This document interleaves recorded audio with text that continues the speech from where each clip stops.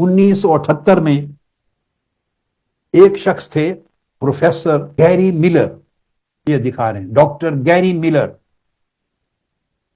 یہ بہت بڑا نامور کرسچن اسکالر تھے، میتھمیٹیشنز تھے، یہ اسپیشلسٹ تھے میتھمیٹکس کے حساب، علم ریاضی کے اور لاجک کے، اور ٹورانٹو یونیورسٹی کے پروفیسر تھے لاجک کے، اور وہ 1977 تک مسلمان اسکالر سے مناظرے کرتے تھے اسلام کے خلاف۔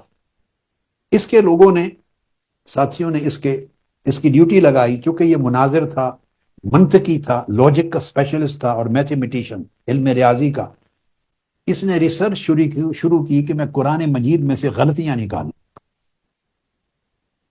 اس نے تحقیق شروع کی کہ قرآن مجید میں سے مسٹیکس نکالوں، ایررز نکالوں، کہاں کہاں کوئی تضاد ہے، کوئی سائنٹیفک ایرر ہے، سائنسی غلطی ہے، کوئی مسٹیک ہے، کوئی ایسی حقیقت بیان کی گئی ہے جو غلط ثابت ہو گئی ہو، تو قرآن مجید میں سے خدا نخواستہ ہسٹوریکل، تاریخی، سائنسی، علمی غلطیاں نکالنے کے لیے اس نے ریسرچ شروع کی۔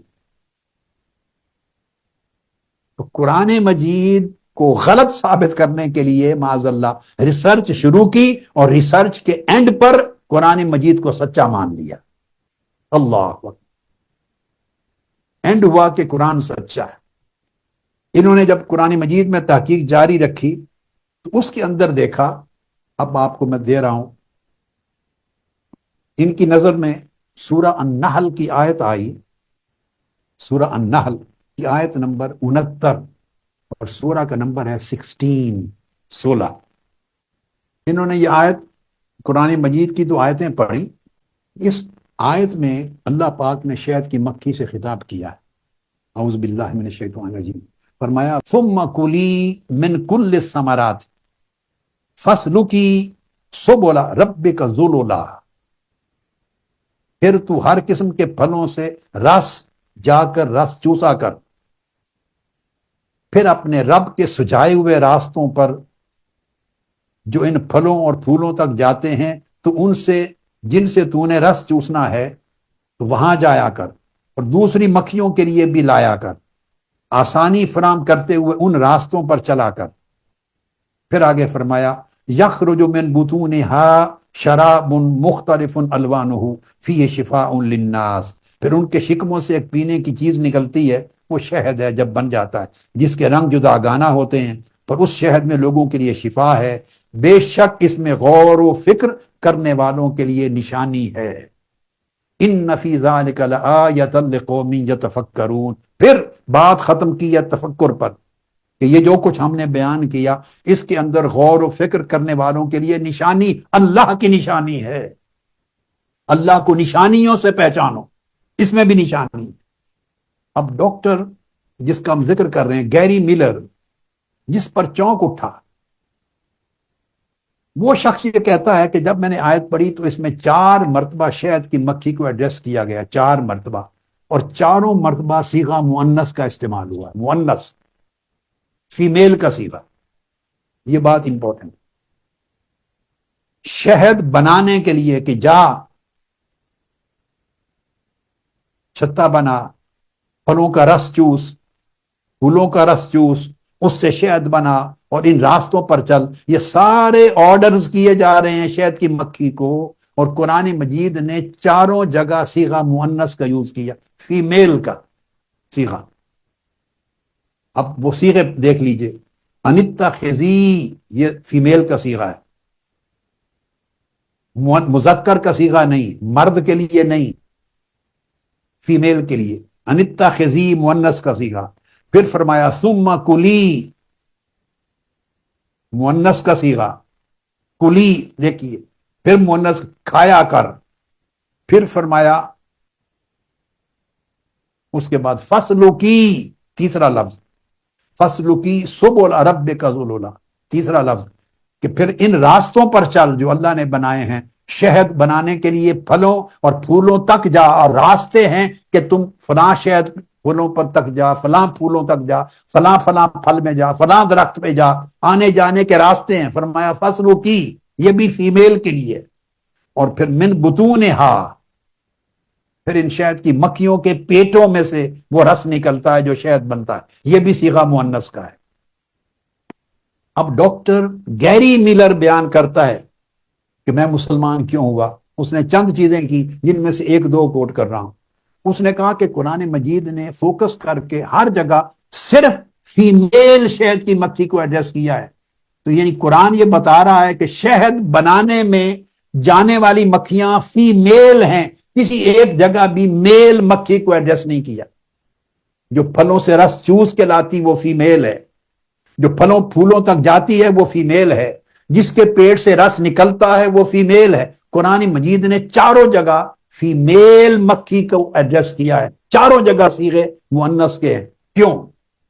پھر تحقیق کی، اور یہ اب جا کے ریسرچ ہوئی ہے۔ اب اگلا حصہ میں بتا رہا ہوں آپ کو اپنی طرف سے ایڈ کر کے بات سمجھانے کے لیے، کہ شہد کی مکھیاں جس زمانے میں قرآن نازل ہوا اور آقا علیہ السلام یہ سورہ النحل بیان فرما رہے تھے، اور ان آیتوں کے ذریعے شہد کی مکھیوں کا قصہ اور ان کے جا کے رسوں کو چوسنا اور شہد بنانا، یہ قصہ جب بیان ہو رہا تھا قرآن مجید میں، کسی کو معلوم نہیں تھا کہ مکھیاں دو قسموں کی ہوتی ہیں، نر اور مادہ۔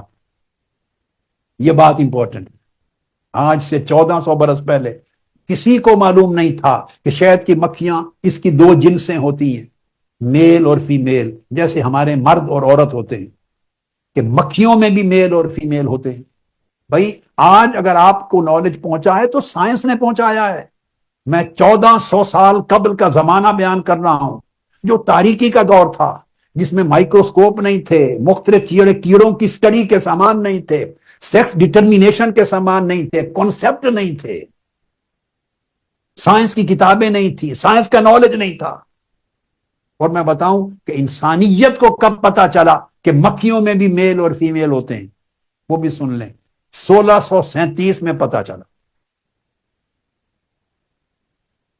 آج سے تقریباً 400 سال قبل، کہ ان میں میل بھی ہیں اور فیمیل بھی ہیں۔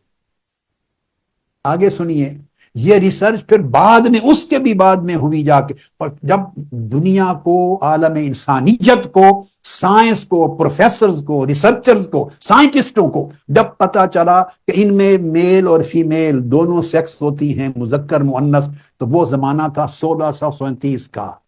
اور جب یہ بات قرآن میں اللہ اور اللہ کے رسول بتا رہے تھے، وہ اس سے 1000 سال پہلے کا زمانہ تھا۔ بتائیے اگر خدا نہیں ہے تو کس نے مصطفیٰ کو بتایا؟ اللہ کا وجود نہیں ہے تو کس نے قرآن میں یہ بات بتائی تھی کہ شہد کی مکھیاں فیمیل ہیں جو شہد جمع کرتی ہیں؟ اور سائنس کو اب پتا چلا، بیٹے دکھائیں، شہد بنانے والی مکھیاں جو نر ہیں، مرد، مکھی مرد، اب میں مکھا تو نہیں کہہ سکتا، لفظ تو مکھی کا ہی چلتا ہے، مگر جو نر ہیں وہ بیٹھے رہتے ہیں، آرام سے نیند کرتے ہیں اور بنا بنایا کھاتے ہیں۔ شہد کی مکھیوں کے جو نر ہیں، مرد، پکا پکایا کھاتے ہیں، شہد بنا بنایا کھاتے ہیں۔ وہ شہد بنانے نہیں جاتے، وہ پھلوں سے رس نہیں چوستے، وہ پھولوں کے رس نہیں چوستے، وہ دھکے نہیں کھاتے۔ دھکے شہد کی مکھیاں خواتین کھاتی ہیں جو ان کی ویمن لیگ ہے۔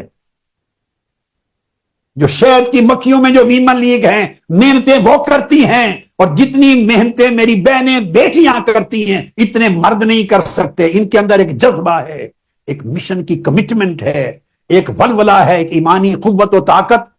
اللہ پاک نے یہی قوت و طاقت ان شہد کی مکھیوں میں رکھی ہے کہ مرد انتظار کرتے ہیں کہ شہد ملے تو کھائیں گے، اور سارا سفر طے کر کر کے شہد لانے، بنانے اور پیٹ سے نکالنے کا عمل فیمیل مکھیاں کرتی ہیں۔ یہ تحقیق آج سامنے آئی۔ ریچرڈ ریمننٹ اس کا نام ہے، سائنٹسٹ، میں یہاں تک بتا دوں، پورا پتہ بتا دوں، ریچرڈ ریمننٹ، جس نے 1637 میں پہلی بار تحقیق کر کے بتایا کہ شہد کولیکٹ کرنے والی مکھیاں فیمیل ہوتی ہیں، میل نہیں ہوتی۔ اور قرآن مجید میں اللہ رب العزت نے کیا فرمایا تھا؟ تم کلی من کل الثمرات فاسلکی سبل ربک ذللا، فاسلکی سبل ربک ذللا۔ ہر جگہ فیمیل کو اللہ ایڈریس کر رہا ہے۔ تو قرآن مجید کو کس نے بتایا تھا کہ شہد کلیکٹ کرنے کا پورا عمل فیمیل مکھیاں کرتی ہیں، میل نہیں کرتی؟ بھائی انسانیت کو تو سائنس نے بتایا ہے آج سے 400 سال پہلے، 1637 کو، اور انسانیت کو قرآن نے بتایا ہے آج سے 1400 سال پہلے۔ تو خدا نہیں ہے تو کون بتا رہا ہے مصطفیٰ؟ خدا کا وجود نہیں ہے اور وہ وہی نہیں بھیجتا اپنے پیغمبر کو، تو قرآن میں یہ حقیقت کون ڈکلیئر کر رہا ہے؟ یہ ورکر ہوتی ہیں شہد کی مکھیاں، یہ ورکرز ہوتی ہیں اور یہ جمع کرتی ہیں۔ اب چونکہ یہ بات ہو گئی